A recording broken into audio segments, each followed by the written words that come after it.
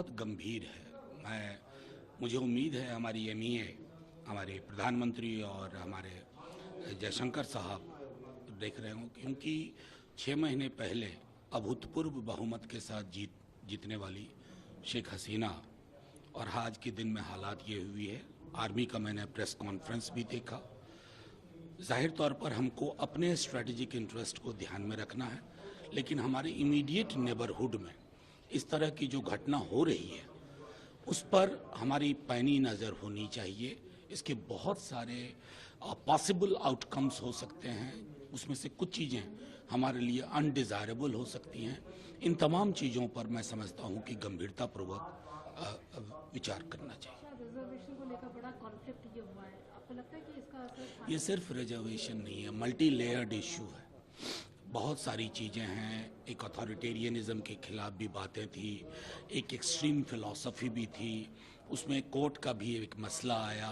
तो multi layered architecture है इस आंदोलन का, और जिसकी परिणति शेख हसीना जी के वहाँ निकलने से हुई।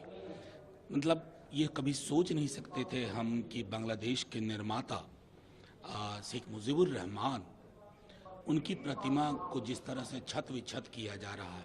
तो इस आंदोलन को भी समझने के लिए सिर्फ बैठ करके एक विजुअल से नहीं समझा जा सकता, बहुत गहन चिंतन की आवश्यकता।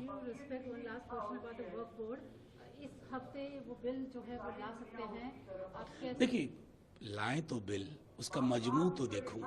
बगैर मजमू देखे खत के बारे में क्या बताऊं? खत देखा ही नहीं मैंने। खत देखूंगा फिर बताऊंगा कि नहीं। मैं ये कहना चाह रहा हूं ना कि ये सरकार डॉग विसिल पॉलिटिक्स की उस्ताद है। तो अगर उसमें डॉग विसिल पॉलिटिक्स है तो मैं क्या ही कहूं, और अगर नहीं है तो सदन में बोलूंगा। बहुत गंभीर है। मुझे उम्मीद है हमारी एमईए, हमारे प्रधानमंत्री और हमारे जयशंकर साहब देख रहे हों, क्योंकि 6 महीने पहले अभूतपूर्व बहुमत के साथ जीतने वाली शेख हसीना और आज के दिन में हालात ये हुई है। आर्मी का मैंने प्रेस कॉन्फ्रेंस भी देखा।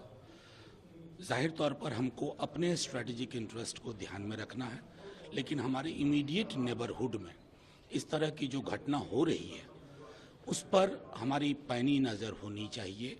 इसके बहुत सारे पॉसिबल आउटकम्स हो सकते हैं, उसमें से कुछ चीज़ें हमारे लिए अनडिज़ायरेबल हो सकती हैं।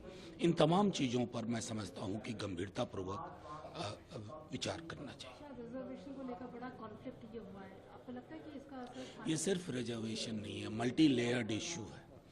बहुत सारी चीज़ें हैं। एक अथॉरिटेरियनिज्म के खिलाफ भी बातें थी, एक एक्सट्रीम फिलॉसफी भी थी, उसमें कोर्ट का भी एक मसला आया।